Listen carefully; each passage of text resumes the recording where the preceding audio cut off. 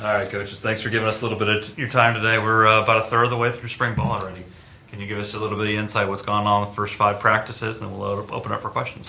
I think the first thing is you're kind of seeing some of the young guys kind of develop. And you're seeing some of the transfer guys that you brought in kind of standing out at receiver. Jamari's the one that's kind of standing out more than anything. He's making a ton of plays, putting them at Z, putting them at X. He's making a bunch of plays. And then in the backfield, you're just really trying to find some leadership. You got a lot of talented guys, but you don't really have a true leader. But moving Juju full-time in that room kind of helped that room as far as a leader and from a talent standpoint. Anything to add on top of that? I think the biggest thing is you got a bunch of new faces, a lot of new guys. I think there's 17 new hands that went up, first time being in the offense, first time being a part of our program. So, yeah, you're using the spring to try and see what those new guys can do, but the biggest thing that we've tried to instill is, like, what is the identity of the offense from the get-go? What are the play concepts we're going to major in? And more so, not even just scheme or concept-wise, like, what does it look like when you turn on the tape and we play? And I think we try to be more detailed with that. What does it look like? And so hopefully if you come to practice, you'll notice that, I mean, there's a time where a receiver caught a ball and he ran out of bounds and he's like 5 yards out of bounds and he didn't finish the play, and Coach Washington's run out there and chasing and making it, and they're getting ingrained to the point where they're catching the ball and they'll run out of bounds. If they get pushed out of bounds, they get up and they try to finish. So we're trying to instill what does it look like when you turn on the tape and you watch this play and you turn on the TV, trying to establish that more so. And then obviously your base install, but really what is the mentality, what is our identity as an offense? Well, you got 3 new quarterbacks in your room. How have they adjusted and kind of picked up on the new offense here so far? I've been very, very impressed with how quickly they've picked things up. Ethan Houck was with us for a week before the bowl game, so he got to get his feet wet a little bit there. And then we had Ethan Vasco and Michael Merdinger, and they have been studying it like crazy to the point where they've had I don't know how many true mental mistakes they've had through. Now it's going to continue to get more challenging the more you get through practice. But you can tell that those guys come into the meeting room and they're prepared. They're not relying on me to teach it in the room with them. They've already, maybe I iron out some of the details, but they come in, they understand it, they're competitive, and they've been performing really well. You know, one of the things that is disappointing about this spring is that Jaden Bradford had to have wrist surgery, and Ryan Berger has still not been cleared from the concussion he had in the bowl game. The one pro of it, the one good thing is, though, that those 3 are getting a ton of reps. And we told them, you know, we're not making a decision on who the starting quarterback is. It'll go through fall camp, so there shouldn't be any pressure or nervousness about it. If I make a mistake, I'm not going to get the job. And also the other thing with, you know, Ryan and Jaden is, hey, you guys just be supportive teammates, you know, and they've been great with trying to help them out and install the offense as well. But those 3 have been really, really impressive through 5 practices of spring of understanding and executing. For the quarterbacks coach, I would say just to add something, I don't even know if he'd be seeing it because he's calling plays, but when you watch those quarterbacks, I don't even know if they knew each other before they got here, but when one makes a big play or a big throw, I mean, they both look at each other, all 3 of them look at each other, and the first thing to do is go celebrate. Like, it's phenomenal to watch this quarterback room now. Like, great thing to watch. For you guys as coaches and even for the players, how refreshing, or maybe what are some of the benefits and challenges that come along with a quarterback battle versus the situation we were in last year with Salter being the starter from day one? I think it makes you hone in on the details and the base-like things you're teaching because you're starting over. One of the advantages of having Salter and Cooley coming back is, like, you almost kind of take for granted. They kind of know it, you know, and now it's almost like it's not that there's a different hunger or anything like that. It's just like a different level of, like, attention to detail to really make sure that they understand and you're installing and teaching it properly. But, again, I think there's a lot of marquee guys that left our team after this year that have been, you know, phenomenal players and have helped lead the program to great moments. But there's so many new faces. Again, it's we're really, like, we challenged ourselves as an offensive staff after we got back from January recruiting. Like, when you flip on the tape and you come across like a Liberty Flame football game offensively, what does that look like? And we're emphasizing, hey, when we score, it's all 11 guys sprinting to the end zone, celebrating together, and then running off the field. And they're buying into that, those types of things. You know, we're going to be an elite perimeter blocking team. You know, we're going to block our tails off on the perimeter. We're going to be selfless, like all those small detail type things that we're talking about. Like sometimes I think the challenge for me is I think if we ever have a returning group where you got a bunch of returning starters, you can't look at it as, well, these guys know it, and now it's like, oh, you got a bunch of new guys. Like, hey, what does it look like? And I think as a coach, if we return all these guys back the next year, we have to look at it the way we're looking at it right now. Like, what's the identity? What we want it to look like, and when we play, how we play. Not necessarily what plays we're running, but what does it look like when we play, how we play together. You mentioned the two quarterbacks who are not going to be, getting as many reps this spring, Bradford and Berger. Does it give the three guys, I'm guessing, a little bit of a leg up going into the fall? Maybe Vasco, maybe some of the other guys to have all these reps in spring. Does it help them from a competition standpoint? Your comfortability with them? I wouldn't say it gives them an advantage competition-wise, because that's one of the things I made clear. Like, hey, I didn't want Ryan and Jaden to look at it like, oh man, I'm getting passed by. I want them to be supportive teammates and helping each other out. So I made it clear, like, you can have an unbelievable 15 practices.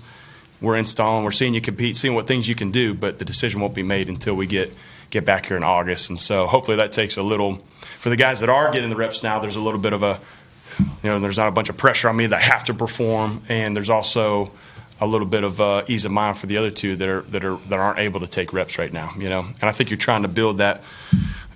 I think it's awesome that Coach Isaac noticed it, but that's what you're trying to build within each position group, that camaraderie and people around each other. And there's a lot of rooms that are fighting for jobs. Running back, there's jobs open. Receivers, there's jobs open. But you want to compete and you want to battle for it and you want it and you desire it, but it can't be, my own individual goals over the continuity and the connection of the team. If we have that, we'll have more than enough talent-wise to go and execute and do what we want to do on game day. But if we're not connected and it's just kind of one guy's 1 foot, you won't live up to your potential. So that's been the positive of it. No, it's still kind of early, but have you seen some guys that are kind of taking on a leadership role, whether a returner or a new guy? Are there some guys that people are kind of gravitating to already? I would say if there's one leader that kind of stands out on offense, probably Aaron Fenimore. He's the one that's the more vocal one on offense that's going to pull everybody and try to rally everybody together. If you go through specific rooms, I think receiver-wise, Coach Washington mentioned Elijah Cannon has been the guy that's been pulling guys up there to watch film and does stuff like that. If you go to my room, running backs room, it's been a combo of Juju and Vaughn that's kind of pulling guys and getting extra work in. And probably go to the tight ends room, it's probably Jacob Jenkins. So it's kind of one guy per room that's kind of doing it. But overall, for the whole entire offense, you're probably looking at Anna Fenimore being that guy. What was the sales pitch like for you about getting Juju in your room? Did you have to go through Willy? Did you have to go through Jamie? How'd that go? No, it wasn't that hard. He's always plotting. He's always watching. I'm always trying to get him. I'm always trying to find out which receiver I can take. But Juju, when we brought Juju from North Carolina State, it was more of being a slash receiver slash running back role. And then the receiver just kind of seemed a little bit overwhelming to him at some points. So we thought we can move him back to our room and move back to the running back room where it kind of slows down and he kind of gained his confidence back. And once he got to the room full time, it was like we started doing it more probably like Game 7 to Game 8 last year, and it was kind of like a weight was off his shoulders. He was like, yeah, Coach, I should have been here the whole time. I know I was kind of being stubborn. And now he's like taking it full ahead, like loves it, embraces, because now we get to do so much. We can be creative as far as game planning and putting him wherever we want to put him at, and then he embraces him and he loves it. He's all in on it. Talk to us about Evan. I mean, I know you guys have kind of recruited him going back to his high school days, but what is it about him that kind of drew you guys to him in the portal? Yeah, so we obviously had a great relationship with him at Coastal. He was committed to us at Coastal, and then when we left to come here, that's when he decommitted and chose to stay close to home and go to Georgia Tech. And then once we kind of been watching him a little bit, honestly, to see how many reps he was getting, how much playing time he was getting at Georgia Tech, and wasn't playing a lot. I'm like, he might jump in the portal. Then he actually jumped in it. He was one of the first calls because we had that relationship with him. And Evan was always really, really like super smart. Even when we were recruiting in high school, we knew how sharp and how intelligent he was. Like, it wasn't going to be hard for him to pick up anything. And once he got here, it's just the same thing. Evan is up here all day when he's not in class. He's studying. He knows the offense right now like the back of his hand. So that's one of the things that we just love about him. He was always really, really talented, and he was able to do both. He kind of was in that Vaughn mode where he can be in between the tackles and be a B back, and we can use him at A back, and he's smart enough right now that he can go line up and do all of that stuff without me having to stand behind him and tell him where to go. So that's the beauty of having somebody like Evan in your room. When you have so many guys fighting for a job, Willy, what's your relationship building skills like with each of them? Is it different, by player? Quarterback, yeah. quarterback specifically? Mm-hmm. No, I mean, I think you want to I was always the kind of backup throughout my college career, and I feel like there are certain times where maybe you don't get coached as hard sometimes when you're not maybe the main guy. So I want them to feel like no matter what, first of all, no matter what where you're at on the depth chart, you still have influence on this team. I talked to him about how Nate Hampton was a backup throughout his whole career here at Liberty, but he was one of the most influential guys on our team. So I think a lot of times, especially at quarterback, because there's only one guy that plays, when you're the second or third or fourth guy on it, sometimes you think, oh, well, I don't have much of an influence. And I would just try to make them understand that your influence, your presence has an effect on your teammates. Your role is important. And I think it's one thing to say it, but I think you have to show it to them, too, that they're still constantly getting coached. And it's easy to say that in the spring. Everybody's getting reps in the spring. But how well of a job do we do of that during fall camp when the depth charts are kind of established? But I think at the end of the day, you never want to have a transactional relationship with your players where it's okay, if this is a good player, I'm going to spend time with him. We want to our goal as a staff, and hopefully the players say the same things. It's one thing to say it as a coach, but if your players don't feel that way, then it means nothing. But you want to have transformational relationships with them that extends beyond their performance on the field. So hopefully we're creating that. That's what your goal is. Hopefully that's what's happening. What about with Vasco? How long have you known him, and when did you start getting familiar with him, and was the recruiting pitch like with him? So Ethan, we recruited when he came out of high school, but we had already had a guy committed at Coastal, and if we didn't have a guy committed at Coastal, like we would have tried to sign Ethan. He went to Kansas. I've recruited Ethan 3 times now. Recruited him out of high school. We had a guy committed. He goes to Kansas. When he's leaving Kansas, we recruited him to come here. When we first got here, he goes to Coastal, and then when he left Coastal, that's when we recruited him again. So I've known Ethan for a while. I've never had the opportunity to coach him. We recruited him and got to see him a couple of times when he was in high school.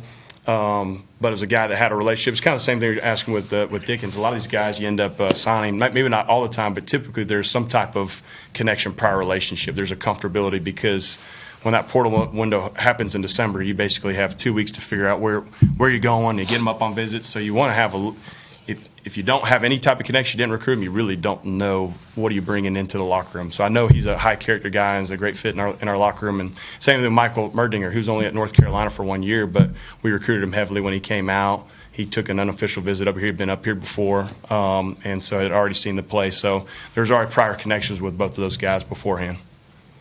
Newland, what would be the ideal running back situation? I know you guys did it by series with Cooley last year, but is this going to be by committee, or will that iron itself out? No, I think it's going to iron itself out. You're probably going to try and play 3, maybe 4 guys throughout the season.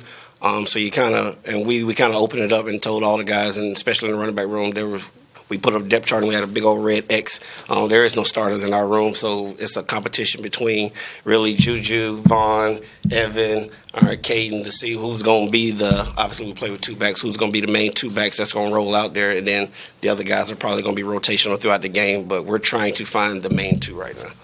Newland, how do you coach those guys to have the same type of physicality that you had in that position? Obviously, they may not be able to be the size prototype of Quentin, but having different types of backs that you can present for different situations. Yeah, so like Juju, for example, we obviously can't talk about that physicality like that with him. So like BPU stuff like that, we pull him out.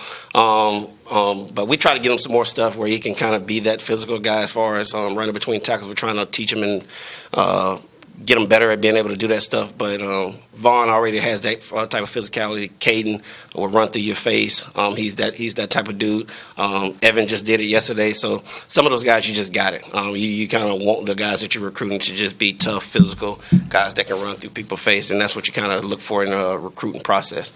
I don't think you can just go out there and just make someone tough. You either going to do it or you can't do it.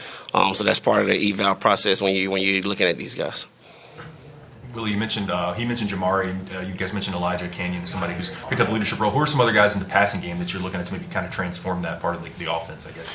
Well, I think when we're really good offensively and we're hitting, explosively, I think the biggest thing that when you look back on last season, we didn't hit as many explosive plays in the pass game as we did previously. So I think you're at your best when you're obviously effectively running the football, but that's why we're stressing being elite perimeter blockers, because when those plays that get out are 5 or 6 yard gains, they become 10 to 12 yard gains. Now the safeties are coming downhill, and now you're your down the field passing plays become available to you. But I think we're at our best when the play action is really good, and I think your tight ends have to be involved with that. We got to get them back going as a part of that. Right now, when you're working through spring practice, you're trying to find. I think one of the biggest things is when it's 3rd and 7, 3rd and 8, 3rd and 6. Like, where do we want that ball to go? And that's what you're constantly evaluating with those guys and moving them to different spots. Elijah's been predominantly an outside receiver for us. We moved him to the slot, and it's actually been it's a tough matchup in the slot. Just a bigger body guy. You know, Tyson Mobley had 3 practices at X, and then we moved him to the field at Z and moved Jamari there. So, and then the other one, you know, Casey Kane's not practicing yet, so you'd love to be able to see, you know. Hopefully halfway through spring we'll be able to get him back and see what he's doing. So I think you're trying to find out who you can count on in those critical situations. But when we're at our best, it's not, okay, you're behind the sticks and the whole team knows you're throwing the football and drop back pass. We're at our best when we're RPOing people. You're getting the ball on the edge, on the perimeter. Safeties and corners start getting their eyes in the backfield, and that opens up some shots to push it down the field. And I think that's what you got to get back to. Now, Van Render, highly touted kid coming in. What have you seen from him so far? The ability's there. The talent is there. The game is a little bit faster for him right now. We was talking about it, and me and Malcolm kind of sit at the front of the staff room, and we were talking about it, and I'm like, stuff like drives me crazy. And Malcolm's like, just relax, bro. He's supposed to still be in algebra class right now. So so stuff like that you just got to ease him into it, and like, it moves fast for him, and you just kind of getting him to catch up to a college pace and a college practice and what it looks like. The ability, the talent is there. He's one that if he had it right now mentally, that you'll be talking about him being one of the guys that can able to go out there and contribute.